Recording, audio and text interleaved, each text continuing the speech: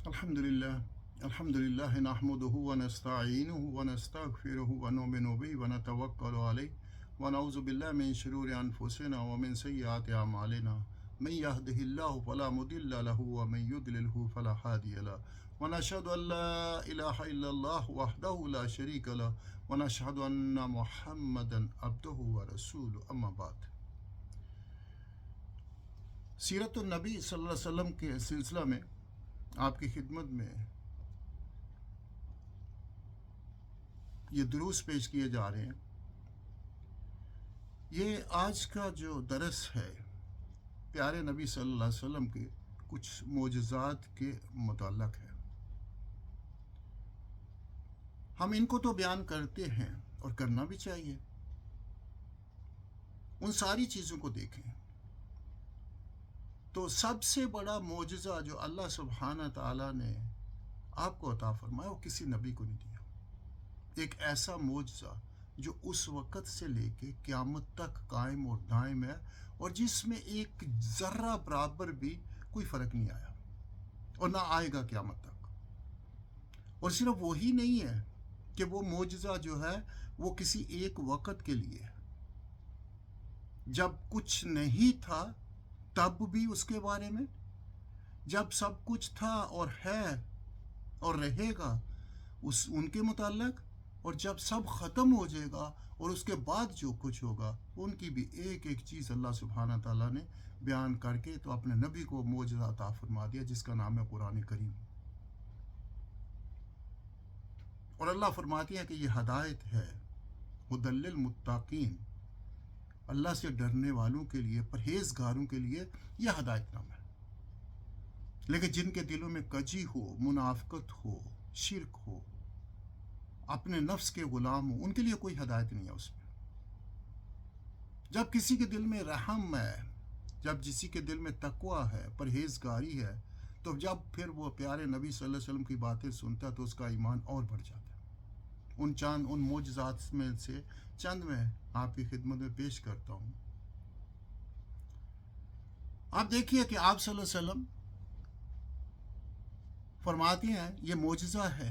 सबसे पहला मोजज़ा कुरान पाक, दायमी मोजज़ा, इसकी मिसल कोई चीज़ नहीं है। जितने भी अंबिया व रसूल आए उस वक़्त के लिए आए, किसी एक ख़ास मकसद के लिए आए। ये तो हर एक का मकसद था, तौहीद, रिसालत और आखिरत। लेकिन ज़िंदगी में जो कुछ किया वो किसी एक काम को लेके किया। लेकिन प्यारे नबी सल्लल्लाहु अलैहि वसल्लम, अल्लाह सुब्हानहू ताला खुद फरमाती है कि बेहतरीन जो नमूना है ज़िंदगी का तुम्हारे लिए वो नबी अकरम सल्लल्लाहु अलैहि वसल्लम की ज़ात अक़दस है। और फिर अल्लाह सुब्हानहू ताला फरमाती है, ए नबी इनसे कह दीजिए अगर तुम अल्लाह से मोहब्बत करते हो तो फिर मेरी यानी मोहम्मद सल्लल्लाहु अलैहि वसल्लम की इत्तबा करो। अल्लाह तुमसे मोहब्बत करेगा और सिर्फ मोहब्बत ही नहीं करेगा, तुम्हारे गुनाह भी बख्श देगा, तुम फलाह पा जाओगे। उन्हीं मोजज़ात में से देखिए कुरान पाक के बाद आप जानते हैं कि ग़ज़वा खंदक हुआ। थोड़े सहाबा थे, मिशन बहुत बड़ा था, खंदक खोदनी थी। वो खंदक खोदी जा रही है तो हज़रत जाबिर बिन अब्दुल्ला रज़ी अल्लाह ताला अन्हुमा आती हैं तो देखते हैं कि खंदक खोदी जा रही है। वो भी साथी थे। देखा कि नबी अकरम सल्लल्लाहु अलैहि वसल्लम के पेट मुबारक पर 2 पत्थर बंधे हुए। क्यों? एक सहाबी ने आके अर्ज़ की कि या रसूल अल्लाह भूख से बुरा हाल है, मैंने पेट पे एक पत्थर बांधा हुआ है। तो आपने अपना कुर्ता मुबारक उठा के बताया कि देखो, तो 2 बंधे हुए थे। वो अपने घर जाते हैं जाबिर बिन अब्दुल्ला और जाके अपनी ज़ौजा को कहती है कि मैंने नबी अकरम सल्लल्लाहु अलैहि वसल्लम की यह हालत देखी है, कुछ करो। तो कहती है थोड़े से जौ हैं और हमारे घर एक पालतू बकरी है, आप उसको ज़िबा कर लो, मैं इनको पीस लेती हूँ। वो ज़िबा करके देते हैं तो वो खातून कहती है कि आप जाओ नबी अकरम सल्लल्लाहु अलैहि वसल्लम के पास जाके राज से कहना कि या रसूलल्लाह 5-7 लोगों का खाना तैयार में हम कर रहे हैं, आप उनके साथ तशरीफ़ ले आइए और खाना खा लीजिए, और देखो मुझे शर्मिंदा मत करना। ये जाते हैं और अर्ज़ करते हैं या रसूलल्लाह सल्लल्लाहु अलैहि वसल्लम, मेरी बीवी ने आप लोगों के लिए खाना तैयार किया है, اور آپ 5-7 لوگ آ جائیے. آپ کھڑے ہو جاتے اور آواز دیتے ہیں یا اصحاب خندق، یا اہل خندق، آ جاؤ، جابر نے تمہارے لیے کھانا تیار کیا ہے. ابھی جابر کے پاؤں سے زمین نکل جاتی ہے. کیا یہ آپ صلی اللہ علیہ وسلم نے تو سب کو بلا لیا. آپ فرماتے ہیں جابر گھر جاؤ، اپنی بیوی سے کہنا کہ جس برتن میں سالن پڑا ہوا ہے اس کا ڈھکن نہ اٹھائیں، اور جس میں روٹیاں پڑی ہیں اس سے کپڑا نہ اٹھائیں، ہمارے. وہ بھاگے بھاگے گھر پہنچتے ہیں اور جا کے بیوی کو بتاتے ہیں کہ بات یہ ہوئی ہے. تو کہتی ہے آپ نے کچھ گڑبڑ کی ہوگی. کہتے ہیں میں نے وہی کہا جو آپ نے کہا تھا. تو کہتی ہے پھر ٹھیک ہے آئیں. آپ صلی اللہ علیہ وسلم تشریف لاتے ہیں، سب کھانا کھاتے ہیں. آپ نکالتے جاتے ہیں کپڑے کے نیچے سے روٹیاں اور ڈھکن کے نیچے سے سالن اور دیتے چلے جاتے ہیں. سب کھا لیتے ہیں، سب کا پیٹ بھر جاتا ہے. اور آپ جب وہاں سے تشریف لاتے ہیں تو دیکھتے ہیں تو کھانا اتنے کا اتنا ہی ہے، کوئی کم ہی نہیں ہوا. پوچھا حضرت جابر سے آپ کتنے لوگ تھے؟ تو کہتے ہیں ہم، اللہ کی قسم ہم 1000 یا اس سے زیادہ تھے. یہ خندق کا واقعہ ہے. وہ نبی، وہ پیارا نبی.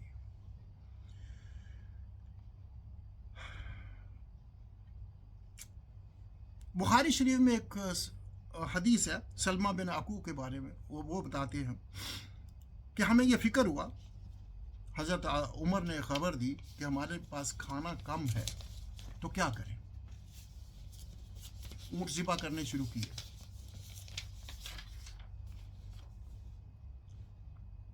آپ صلی اللہ علیہ وسلم کے پاس آئے اور لوگوں کی، حضرت عمر نبی اکرم صلی اللہ علیہ وسلم کے پاس آئے اور اپنی اس مشکل کا ذکر کیا. یا رسول اللہ علیہ وسلم کیا کریں، ان کی زندگی کا مسئلہ ہے اور اونٹ صاحب سارے کے سفر پہ ہیں، اونٹ ذبح کر کے کھا لیں گے تو پھر اس کے بعد کیا بنے گا. تو فرمایا نبی اکرم صلی اللہ علیہ وسلم نے جاؤ سب کو بلاؤ. لوگ آ گئے اور فرمایا جو کچھ جس کے پاس ہے وہ اس میں ڈال دیں. ایک برتن میں وہ رکھ دیا گیا. آپ صلی اللہ علیہ وسلم نے دعا کی.